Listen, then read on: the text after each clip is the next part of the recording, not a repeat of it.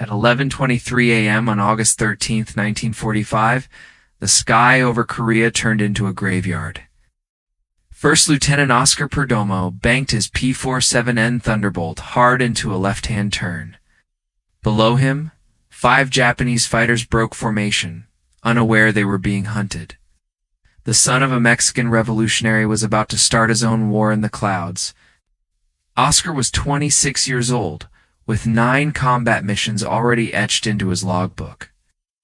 Despite the hours flown and the dangers faced, his official kill count stood at 0.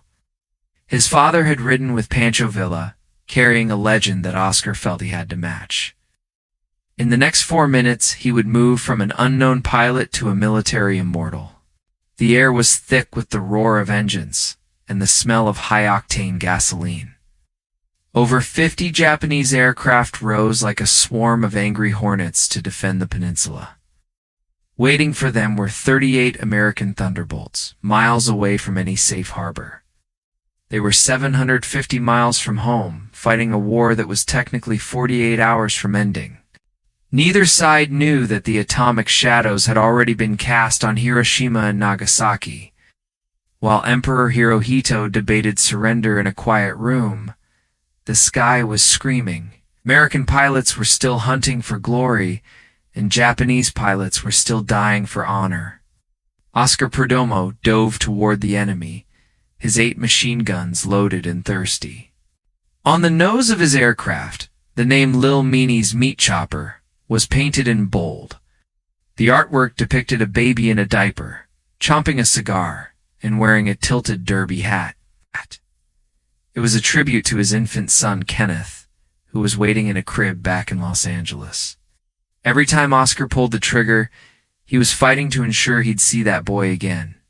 The P-47N was a beast of a machine, built specifically for the crushing distances of the Pacific.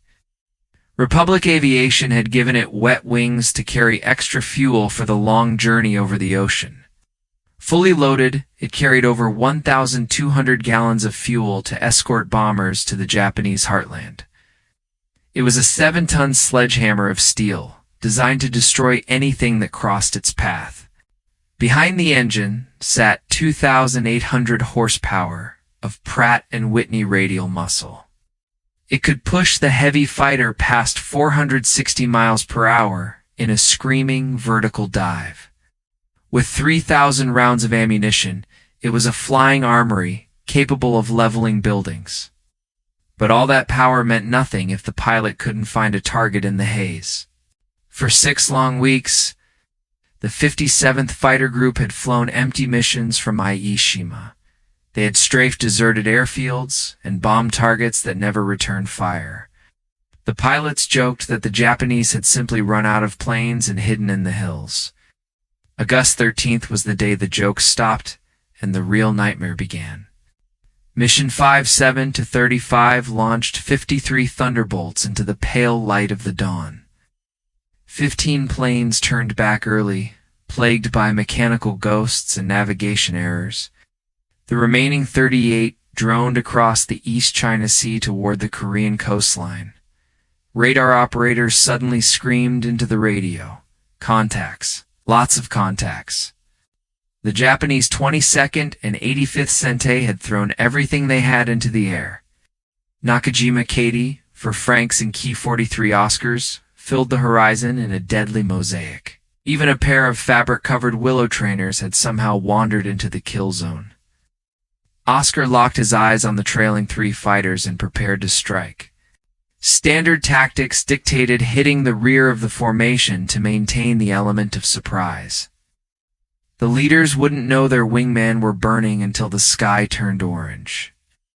Perdomo shoved the throttle forward and felt the Thunderbolt surge like a predatory cat. The distance closed rapidly, 2,000 yards, 1,500 yards, then 1,000 yards. At 800 yards, the enemy fighter filled his gun sight, a perfect silhouette of a doomed man. Oscar pressed the trigger, and the meat chopper let out a deafening, rhythmic roar. The first burst of .50 caliber lead shredded the engine cowling of the trailing KT-4. Black. Smoke belched into the sky as the Japanese fighter began its final spinning descent. Perdomo didn't pause to watch the wreckage hit the green Korean countryside below. He was already shifting his weight, slewing his heavy fighter toward the second target. 9 missions of silence were being replaced by the thunder of his own success. He discovered in that moment that he wasn't just a pilot. He was a natural-born ace. The KET for Frank was the best fighter Japan had produced by the end of the Long War. It was faster than the famous Zero and carried enough armor to survive a glancing blow. Allied intelligence warned that it was the only plane that could challenge American air power. But against Oscar's 8-gun barrage, the Frank was nothing more than a paper target. The second target tried to break right, pulling a high G-turn to escape the lead. The P-47N was too heavy to outturn the nimble Japanese fighter in a horizontal circle. But Oscar knew the math. The Thunderbolt could dive faster than anything else in the sky. Speed plus firepower plus surprise created a simple equation of total destruction. Heavy slugs tore through the fuselage of the second fighter, ripping away chunks of metal. A section of the wing snapped off, and the tail assembly disintegrated in the slipstream. Flames erupted from the fuel tanks, turning the proud fighter into a tumbling fireball. 2 kills were confirmed in less than 60 seconds of terrifying high-speed combat. The third Japanese pilot saw his friends die and realized he was next on the list. He rolled his plane inverted and dove for the deck, desperate to hide in the terrain. Oscar considered the chase, but saw the larger battle swirling in the clouds above him. Leaving the formation to chase one coward meant leaving his brothers to fight alone. He pulled the meat chopper into a climbing turn, his eyes scanning for the white stars. The morning sun was a blinding glare, making it nearly impossible to tell friend from foe. Smoke trails crisscrossed the sky like a giant, messy spiderweb of death and debris. 3 parachutes drifted in the distance, but Oscar couldn't tell who was hanging from them. His fuel gauge was a constant reminder that the mission clock was ticking toward 0. Combat burns fuel at 3 times the normal rate, draining the lifeblood of the machine. He had dropped his external tanks long ago. He was running on his internal reserve. The return flight to Aishima would take 4 hours of flying over a cold, empty sea. Suddenly, he spotted movement at 800 feet, 2 planes flying in an archaic formation. He blinked in disbelief, seeing the distinctive double wings of 2 biplane trainers. The Yokosuka willows were canvas-covered relics that had no business in a modern dogfight. But they wore the red rising sun, and in the eyes of the meat chopper they were prey. Oscar rolled the Thunderbolt over and plummeted toward the earth with a terrifying howl. The biplane pilots saw the 7-ton monster coming and tried to split their paths. Perdomo stayed focused on the closest one, bringing his sights to bear on the fabric wings. The engagement lasted only 3 seconds, as the heavy bullets shredded the wooden frame. The willow caught fire instantly, spiraling into the ground in a column of oily smoke. That was kill number 3, a strange victory against a ghost from a previous era.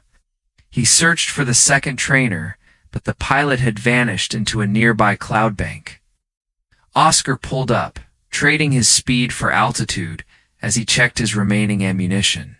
The counters in the cockpit showed a grim reality. Over half of his rounds were gone. The meat chopper still had teeth, but they were growing shorter with every burst of fire. He climbed through a layer of clouds, searching for a friendly wingman to watch his back. Instead of friends, he found 4 Japanese KD-4s waiting in a perfectly timed ambush. The 4 enemy fighters held the altitude advantage, hovering like hawks above the clouds. They had the sun at their backs and a massive speed advantage as they began their dive. It was the textbook bounce that had ended the lives of hundreds of Allied pilots. Oscar had 2 seconds to make a decision that would determine his son's entire future. He didn't dive, and he didn't run, for running would have invited a bullet in the back. Instead, Oscar Perdomo did the unthinkable. He pulled the nose up and turned into them. The maneuver stunned the Japanese pilots, who expected the American to flee in terror. The Thunderbolt was climbing toward them, bleeding speed but showing its deadly teeth. For a heartbeat, the Japanese formation faltered as they struggled to adjust their aim. Oscar rolled the P-47 onto its back, pulling hard through a loop to reverse the geometry. The enemy fighters overshot his position, their diving speed carrying them far below. The hunters had become the targets, and Oscar was already lining up his fourth kill. He locked onto the trailing aircraft and unleashed a devastating, concentrated burst.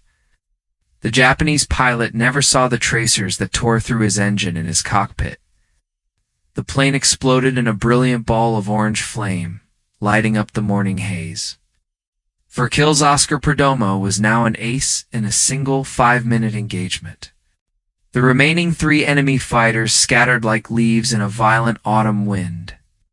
Oscar ignored them, his eyes darting to the ammunition counters that were nearly zero.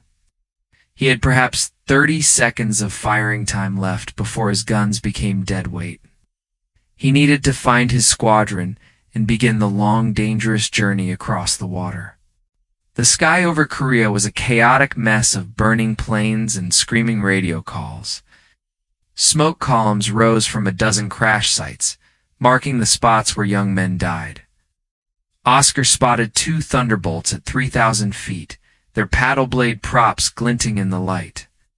He banked toward them, hoping for safety, but instead he found another crisis. A lone Japanese fighter had latched onto the tail of an American Thunderbolt. The pilot was jinking and weaving, but the Japanese ace matched every single move. A second American plane was trying to help, but he couldn't get a clear shot at the enemy. Every time he lined up his guns, his own friend flew directly into the line of fire. Oscar shoved his throttle to the firewall, feeling the engine roar with renewed life. He had 20 seconds of ammunition left, maybe a Lassonde. He had to make it count. He dove from above, using the same attack profile that had already served him 4 times. The Japanese pilot was so focused on his kill that he never checked his 6 o'clock. Perdomo pressed the trigger and held it down, watching the tracers converge on the target. Hits sparkled along the fuselage of the Ki-AT-4 as the heavy slugs did their grisly work. Then the guns went silent, not a sputter, but a sudden, absolute, and terrifying hollow. All 8 Browning machine guns had run dry at the exact same moment in time. 3,000 rounds of ammunition had been expended in 6 minutes of high-intensity combat. The Japanese fighter was smoking and damaged, but it was still flying and still lethal. Realizing he was under attack, enemy pilot broke off his pursuit and turned on Oscar. Now Oscar was 750 miles from base. With an empty gun and a wounded enemy on his tail, most pilots would have dived for the deck and used their superior speed to escape. Logic dictated that an unarmed plane has no business staying in a life-or-death struggle. But Oscar Perdomo was the son of a revolutionary, and he didn't know how to run. He turned his nose toward the Katy for initiating a head-on charge at 800 miles per hour. The Japanese pilot couldn't know that the meat chopper was now completely harmless. All he saw was a massive American fighter charging him with terrifying suicidal intent. It was a game of chicken played at the speed of sound, and the Japanese pilot flinched. He broke away, terrified by the American who seemed willing to ram him out of the sky. Oscar stayed on him, maneuvering his empty plane as if he were still a deadly threat. He kept the enemy defensive, forcing him into turns that bled away his speed and energy. On the radio, Oscar called for help, his voice calm despite the death staring him in the face. A wingman heard the call and dropped out of the sun like a vengeful metallic god. 8 machine guns opened up, and the Japanese fighter disintegrated into a cloud of debris. Oscar had set up the shot, using his empty plane as the ultimate bait for the trap. The victory belonged to him in spirit, and later the military would make it official. 5 kills in one day, he was the last pilot in American history to earn that title. But the celebration would have to wait, for the ocean was still wide and his fuel was low. Oscar joined a loose formation of battered Thunderbolts heading southeast toward the sea. They flew at 12,000 feet, a height that gave them a slim chance to glide if the engines quit. The radio was quiet, each man lost in the private hell of what they had just witnessed. The East China Sea was a vast, indifferent expanse of gray water beneath their wings. August heat created turbulent air that tossed the heavy planes around like toy boats. Oscar trimmed his aircraft for maximum efficiency, nursing every drop of fuel he had. His mind replayed the 6 minutes of violence, wondering if he would ever truly be home. 2 hours into the flight, the southern horizon showed a faint smudge of green land. Okinawa and the tiny island of Aishima were finally within their reach. The island was an unsinkable aircraft carrier, home to thousands who kept the war moving. It was also a place of sorrow, where the great reporter Ernie Pyle had met his end.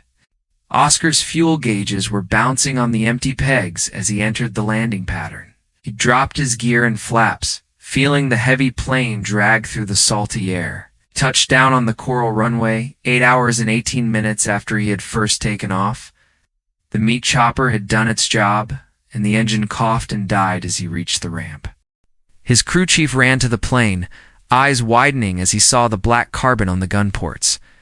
He looked at Oscar's face and saw a man who had aged 10 years in a single morning. The debriefing room was a cloud of cigarette smoke and the smell of adrenaline-soaked sweat. 20 Japanese planes had been downed that day, and the 57th had lost not a single man. Intelligence officers scrutinized Oscar's claims, their pens scratching across official forms. Confirmation would have to wait for the gun camera film to be developed and reviewed. The footage arrived that evening, a black and white record of a man becoming a legend. Frame by frame, the technicians watched the 4 fighters and the trainer meet their ends. There was a debate about the 5th kill, since Oscar's guns had run dry before the finale. But the commanders saw the truth. Without Oscar's bluff, the enemy would have escaped. They awarded him all 5, cementing his name in the Golden Book of Aviation history. Oscar Perdomo was an ace, joined by names like Chuck Yeager and Pappy Boyington. On August 14th, the men prepared for another mission, thinking the war would never end. But the radio crackled with a message that brought the entire island to a standstill. Emperor Hirohito had surrendered, and the deadliest conflict in human history was over. Oscar would never fly another combat mission. His record would stand as the final ace. The Distinguished Service Cross was pinned to his chest, a medal for extraordinary heroism. The kid from East Los Angeles was now one of the most decorated pilots in the world. But the glory of war was quickly replaced by the mundane duties of the occupation. Oscar flew patrols over a defeated Japan, watching the ruins of an empire from above. In early 1946, the 57th Fighter Group was deactivated and the men headed home. Oscar chose to stay in the service, transitioning into the newly formed U.S. Air Force. He traded his propeller for a jet engine, learning to fly at speeds he once thought impossible. But no matter how fast he flew, he couldn't outrun the memories of that morning in August. He returned to civilian life in 1950, hoping to build a quiet future in California. His son Kenneth was 5 years old now, a living boy instead of a drawing on a plane. Oscar joined the reserves, keeping his skills sharp while working a normal job. But peace was a fragile thing, and the clouds of war were gathering over Korea once again. When the North invaded the South, the Air Force called their best men back to the line. Captain Oscar Perdomo reported for duty, ready to return to the skies he knew so well. He flew F-84 Thunderjets and F-86 Sabres, the cutting edge of military technology. There was no meat chopper art on these jets. The war had become a professional's game. He spent his second war training the next generation of hunters to fight Soviet MiGs. In 1955, his legendary skill saved his life one more time during a routine training flight. A massive fuel leak flooded his cockpit with fumes, blinding him and choking his lungs. Most pilots would have ejected, but Oscar stayed with the plane to save his student. He executed a perfect dead stick landing, bringing the powerless jet safely to the dirt. He retired in 1958 as a major, a 20-year veteran of the world's most dangerous skies. The man who had bluffed the Japanese with empty guns finally hung up his flight suit. He settled in Los Angeles, a husband and father who had survived the unsurvivable. The years passed in a blur of backyard barbecues and veterans' reunions. Oscar told his stories to those who would listen, his voice softening as he got older. His sons grew up in the shadow of a hero, watching their father navigate a peaceful world. And the cycle of war wasn't finished with the Perdomo family just yet. Vietnam was a new kind of hell, a jungle war that demanded a different kind of sacrifice. Oscar's son, Chris Mitchell Perdomo, enlisted and became a door gunner on a Huey. He was the infant once honored on the nose of a fighter, now a man in a green uniform. He carried his father's courage into the rotor wash in the heat of the Southeast Asian sun. On May 5, 1970, the news every soldier's father fears arrived at the Perdomo door. Chris's helicopter had been shot down southwest of Phu Vinh, ending in a fiery crash. The boy from the nose art was gone, lost to the same sky that had made his father famous. The loss was a wound that no medal could heal and no victory could justify. Oscar had survived the KD-4s, the empty guns, and the long flights over the ocean. He had survived the transition to jets and the terror of a cockpit filled with gasoline. But he could not survive the grief of losing the son he had fought so hard to return to. The man of steel began to rust, seeking solace in the bottom of a bottle. Alcohol consumed him with the same ferocity that flames had consumed his enemies. The hero of the 57th Fighter Group faded away in the quiet corners of Los Angeles. Major Oscar Francis Perdomo passed away on March 2, 1976, at only 56 years old. His family took his ashes to the coast and gave him back to the Pacific he once ruled. His achievement remains a unique pillar in the history of American military might. Others have claimed 5 kills in a day during the jet age, but none with such certainty. The gun camera footage from 1945 remains the gold standard of aerial confirmation. Oscar stands alone as the last undisputed ace in a day the United States has produced. The record has survived 80 years and will likely stand for 100 more. Modern warfare is fought with missiles from miles away, not with guns at close range. The era of the dogfight died with men like Oscar, who saw the whites of the enemy's eyes. His name is etched in stone at the Air Force Memorial, a silent sentinel for the brave. The meat chopper still lives on through the work of the commemorative Air Force. A restored P-47N travels the country, painted in Oscar's exact 1945 colors. New generations look at the baby with the cigar and ask about the man who flew it. They hear the story of a pilot who ran out of bullets but never ran out of nerve. His personal papers are preserved in San Diego, a treasure trove for historians. They detail the math of the missions and the personal toll of living through a world war. But the papers can't capture the sound of the engine or the vibration of the 8 guns.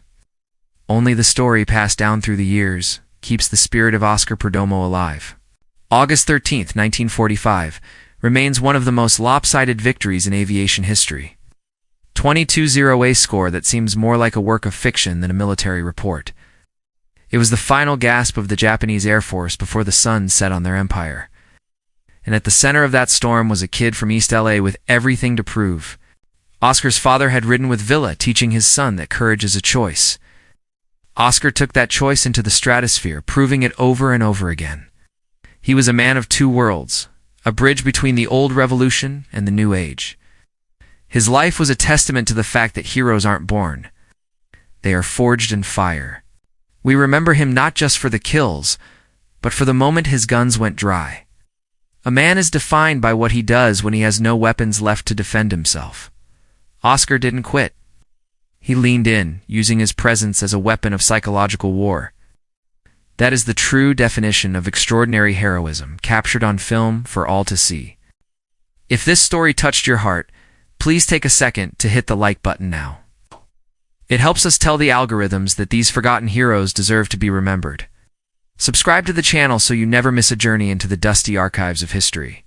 We bring you the stories of the real people who paid the price for our freedom. Share this video with a veteran or someone who loves the history of the sky. There are so many names that have been lost to time, but we refuse to let Oscars go. His story is your story, a part of the grand tapestry of human struggle and triumph. Join our community of history lovers and help us keep the flame of memory burning. Think about that long flight home, the 4 hours of wondering if you'll make it. The silence of the cockpit after the roar of the guns has finally faded away. Oscar Perdomo flew that distance for all of us, carrying the weight of his kills. He was a man who did his duty, even when the world was about to change forever.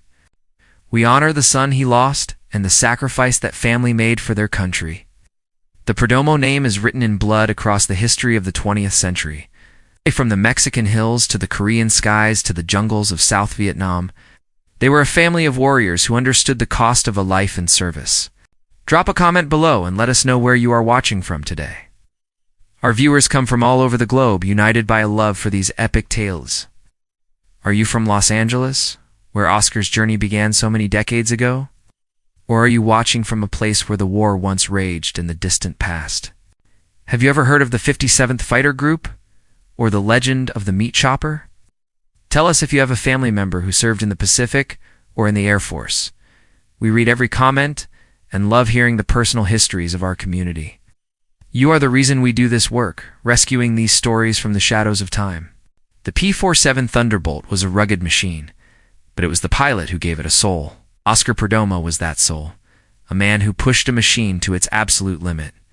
He earned his place among the giants, a humble major with a story like no other. The last ace in a day, a title he will hold until the end of recorded history. Imagine the tension in the War Council as Emperor Hirohito prepared his speech. While they debated the future of their nation, Oscar was deciding the fate of his. The timing was perfect and tragic. A final burst of violence before the long peace. He was the last man to win big in the deadliest game ever played by mankind. His Distinguished Service Cross citation reads like a poem written in cold, hard facts. But between the lines, you can feel the heat of the fire and the rush of the wind. It describes a man who went above and beyond what was ever expected of him. A man who saw a friend in trouble and didn't care that his own guns were empty.